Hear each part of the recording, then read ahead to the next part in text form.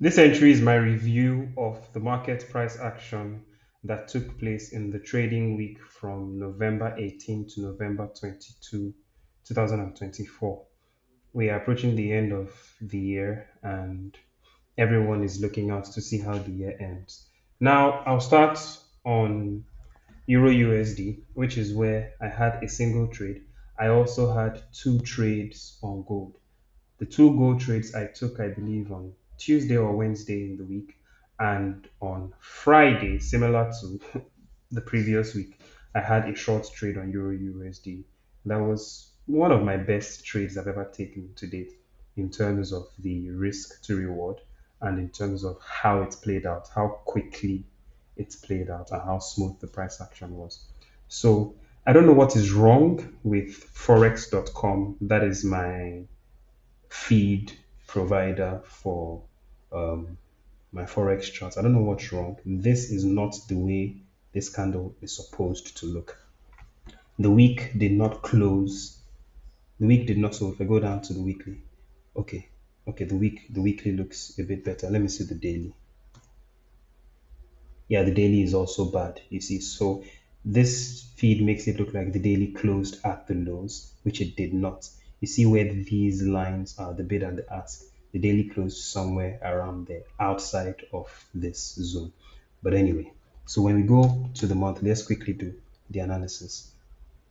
Ahead of the week that has now finished, price was somewhere in this area, trading above this fair value gap. It was around here when the week started.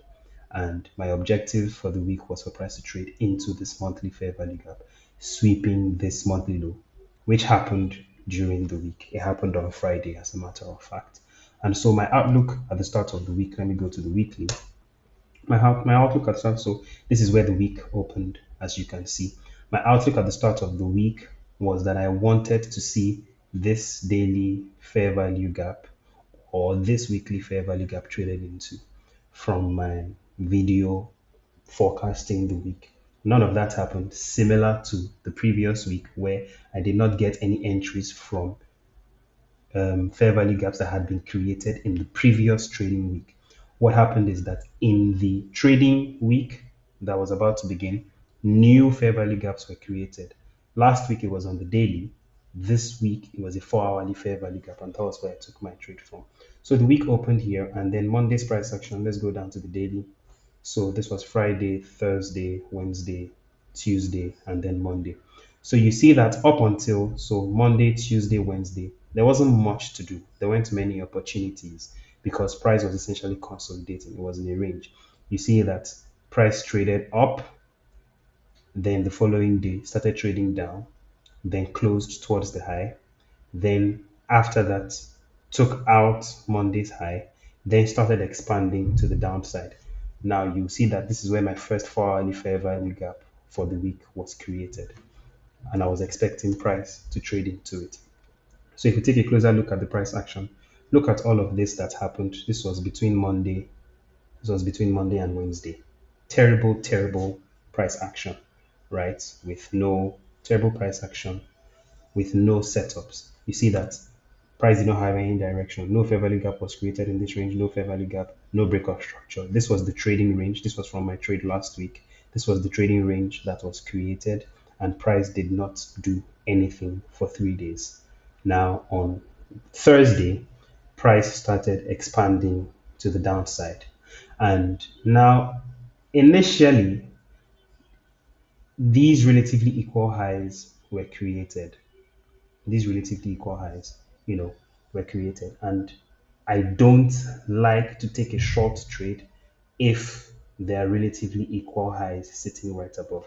So let's say price did something like this. As price came down, if this retracement that we can see over here had traded into this fair value gap, if I had gotten an entry in the form of a 15-minute rejection to the downside, I might have taken it, but I would have taken it mindful that right above the fair value gap was even stronger liquidity, very close to it. So the liquidity that you find inside the fair value gap would always be inferior in a sense to the liquidity that you find at relatively equal highs because there are more pending orders over here. And then there's this daily fair value gap sitting on top of it as well, although it was some distance away.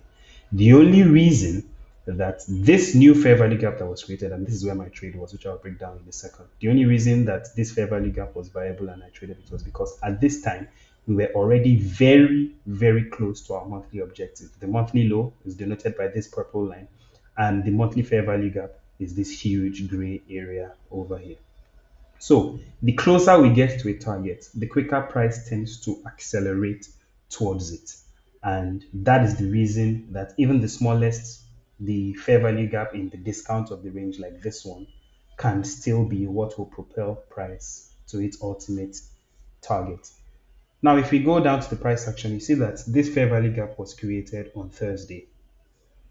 After this expansion, I did not have any entry. So Monday, nothing. Tuesday, nothing. Wednesday, nothing. Thursday, nothing. Imagine seeing all of this price action looking for a trade and price starts accelerating towards your target and you don't have a trade. That's part of being in the market. That's part of waiting for price to give you an entry. This was the first fair value gap that was created. And as you can see, my alert that I set is even still there. Let me just get rid of it. The alert was there and I was hoping that price would trade into it to continue to the downside. But when that did not happen on Wednesday, when the fair value gap was created, I had to wait till Thursday. Now on Thursday, this low was broken, market structure shifted and created this fair value gap in the process. So I had an alert at the bottom, at the low of this fair value gap. That has been exhausted now. You see, this one singular 4-hour candle did look at the range of this candle. The range of this candle is from the high to the low. This one in one 4-hour period, price traded, what was it? 165 pips in one 4-hour period. And that is massive. So this is what it looked like. On Friday, we were anticipating news. The news was Euro PMI. So there was French flash manufacturing PMI, German flash manufacturing PMI. I think pound also had manufacturing PMI, and dollar also had PMI in the afternoon during New York session. If we go down to the 15-minute time frame, the intraday chart, you will see what this trade looked like. So this was Friday morning. Asia had consolidated. This is what I like to see. An Asia range consolidation right below a 4-hour or higher fair value gap. So a 4-hour, a daily, or a weekly fair value gap. You want to see some consolidation during Asia range or some high or some low. So if I see New York high, sitting below a 4-hour fair value gap, or London high or Asia range, that's what I like to see. Right ahead of the news, price traded up into the fair value gap, but did not really. Now, keep in mind, my target was this purple line. I'm a day trader. So I was looking to take a trade with a range of about 50 pips, right? From where the price traded into the 4-hourly fair value gap to the purple line, which was the monthly low, ahead of the monthly fair value gap, which was still the target, right? I wanted to get out of the trade at the monthly low because what price tends to do is sometimes, even if it's going to trade here, just the liquidity that is sitting below the monthly low may be enough to push price in the opposite direction for a while before ultimately trading lower. What price did was it did not give me an entry. So this was the candle right before news. You see how it was still a big bullish candle. And by the time the news release came out and this candle engulfed the previous one, see the huge wick on it. If I wanted to take this trade with the target that I told you that I have, this would have been the trade. It would have been barely a 1:2. Let's say a 1:1.7. 1.7. A positive risk to reward expectancy, but not the type that I like to see. I want to see a 1:2 or better, preferably a 1:3.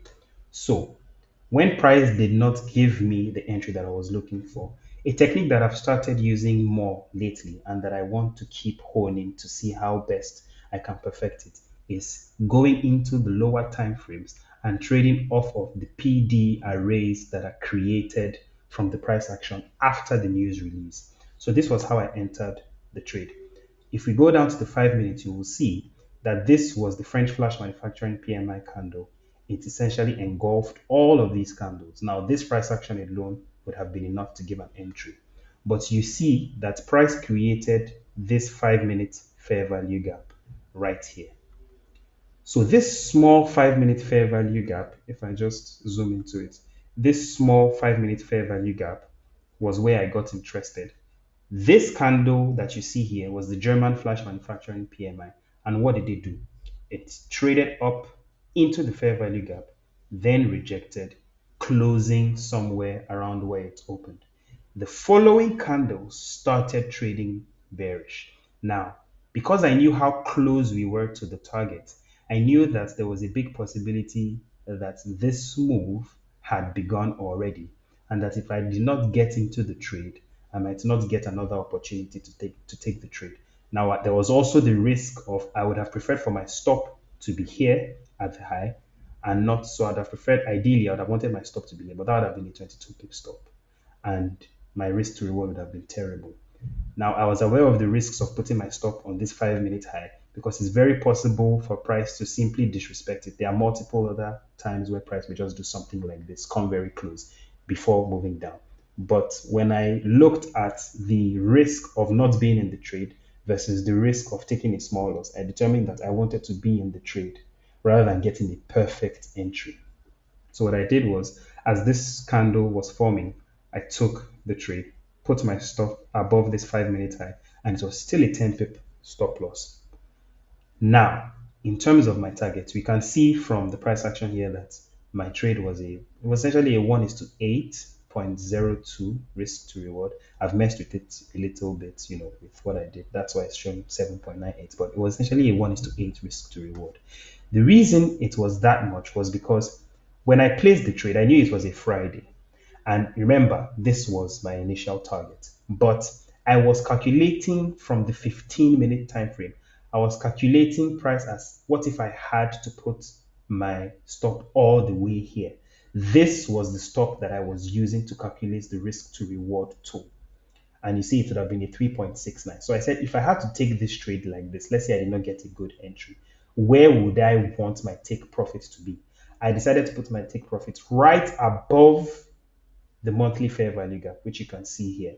So there was still some huge distance between the monthly low, denoted by this purple line, and the opening of the monthly fair value gap. So I was betting essentially that price was going to get here. Now, I did not expect this price action to happen last week, to happen during the week. I was fully expecting for price to do something like this, trade down, maybe a little bit below this monthly fair value gap. I was fully expecting price to do something like this, trade a little bit below the fair value gap, and maybe close here for the week. Something like this, right? Maybe give a small retracement and close like this on the week. I was prepared to see price continue to trade to the downside next week, in the trading week that is coming, just because of the share range and also the fact that the news releases that were coming out. It was no CPI, it was no PPI, it was no NFP, it was no FOMC, right? So I was not expecting a 165 range move on a Friday. I got into the trade, and you can see that within 30 minutes, under 30 minutes.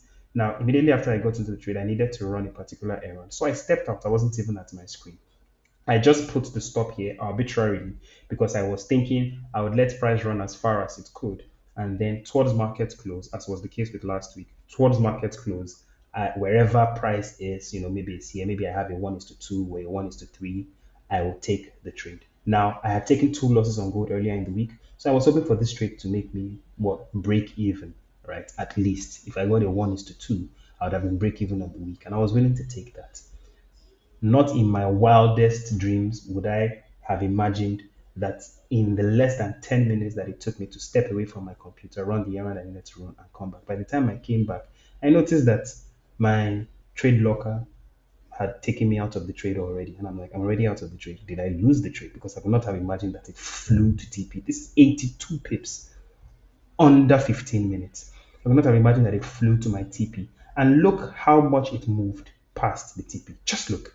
It really dug very deep into the fair value gap. By the time I came back to my computer, I was out of the trade. And I had banked a massive 1 is to 8. I bagged about 4% because my risk was 0.5%. Like I said, I was in drawdown and I was trying to come out of the drawdown. And with this trade, I'm back at break even on the account. So it was a very interesting trade to see. It's the sort of trade that now the lessons is you don't expect this to come around every time. You don't expect every trade to be like this. In my trading career, I've had this sort of trade, I think twice or three times, where you enter the trade and it immediately accelerates to your take profit. I've experienced it before, but I know that trades like these are few and further between.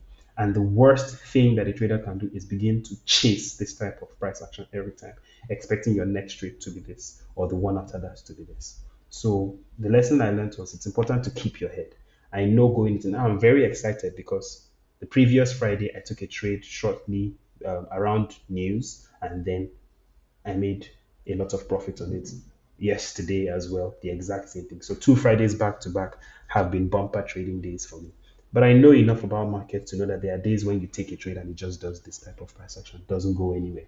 There are days when sometimes it takes you out and then goes to your profit. There are days when it just dilly dallies. There are days when the price action is relatively clean, impulse retracements, and within 8, 9, 10 hours, sometimes even the following day, you hit take profits. Being aware that the market can do any one of these things at any time is the key to keeping your head. So yes, I am happy with the trade, but I did not expect this trade to net me the returns that it netted me. And I was at no point banking on this trade being the trade that would bring me back to break even, right? So the fact that I have it, yes, it's good, but I'm going to be sure to not let it get to my head, to not get overconfident, to not start thinking that I can't lose the next trade, to not start. I'm going to make sure I don't start sizing up aggressively, risking 1.5, 2% on a single trade just because I'm on break even now and I can afford to play around. The analysis, the being careful, the analyzing my trade, the having reasonable targets that got me here is what will get me into profits. So this was the trade recap I had on Euro USD. Now let's go to gold. I want to quickly take a look at the losses that I took on gold. This was the price action. GBP USD, essentially the same as Euro. Didn't have any trades on that. Didn't really do anything interesting to me. If you see on the 4 hour, these are relatively equal highs, and there's a 4 hourly fair value gap sitting on top there. Let me just show it. So this is a 4 hourly fair value gap. You see, I have an alert here. It created it at this point, came very close to it, didn't tap into it, sold off. Came very close to it again, didn't tap into it, sold off. This is the type of price action I love to see ahead of a trade. If price had traded into it, even if it had crossed it, the moment I start seeing signs of a bearish rejections, I would have jumped into this trade. But you see, they did not give me an entry, and Euro gave me the entry, and I took the Euro trade. Now, when you go to gold, the price action on gold this week was very interesting. You would think that gold would be correlated with the likes of Euro USD and JP USD because the dollar is the common denominator for both. But look at the type of week gold had. 5 consecutive bullish days with up 1, 2, 3, 4, 5. Look at Monday's price action. Completely engulfed 1, 2, 3, 4, almost 4 days worth of price action from last week. If you look at gold on the weekly, huge bearish candle last week. You would think that price would just trade into some form of retracement and then continue bearish price action. But no. And it's interesting because Euro USD continued the bearishness, GBP USD continued the bearishness. This just goes to show you that sometimes commodities don't really correlate with currency pairs. Gold is driven by more fundamental factors. If people want to buy gold, gold will buy. So you have a week where gold is bullish. Look at gold's weekly candle.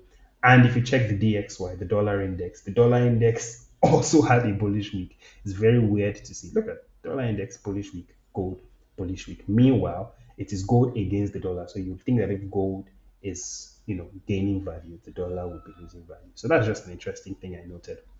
Now, if we go down to the daily time frame, this was where my trade was. As on Monday's price action, so I believe I took this trade Monday, Tuesday. Yes, I took my two losses on gold on Tuesday. Now, before this week played out, bear in mind before this candle, and this candle played out, gold was looking very, very bearish. This is all that we could see at this point. Now, I had every reason to believe that price was just going to, so there's an order block here, there's a fair value gap here. I had every reason to believe that price was just going to trade into this fair value gap and then continue to the downside since I was still bullish on the dollar.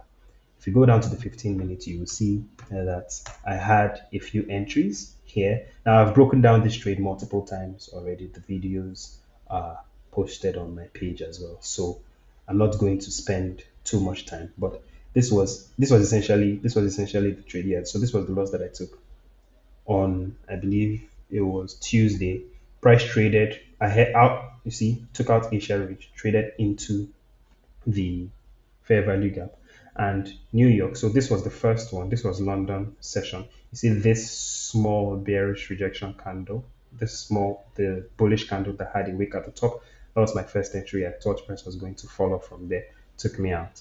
Then when it came to New York session, that same day, price gave an even bigger bearish rejection candle. Just look at the size of this engulfing candle. Now, so this was the trade. I thought, okay, London was just still manipulating. He wanted to dig a little deeper into the bearish daily fair value gap to then continue to move lower.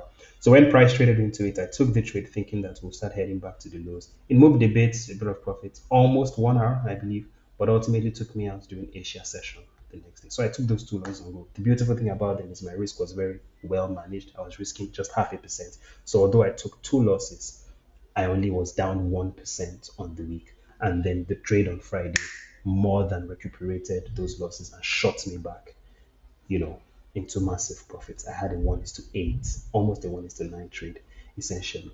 So that is my recap of the week. This week was a lesson in patience, waiting for your setups. You may not have anything. And on social media, I was seeing traders, as on Wednesday, Thursday, they had taken shorts on this Euro USD and GBP USD that I'm also taking a look at, that I also have a short bias on, but I just did not have an entry according to my strategy. I had seen traders taking profits, showing how it was already a good week. As on Wednesday, people were already saying they were done with their trading. They caught moves on Wednesday, on Thursday. I did not have any, and I was still waiting patiently. So it was a lesson in patience. You may not have a trade Monday, Tuesday, Wednesday, Thursday. Friday might give you a trade. Now, even if Friday did not give me a trade and I ended this week minus 2R, down 1%, it would still have been fine. It would still have been good. My psychology would still have been intact. I would go into the next week waiting patiently for my setup to print.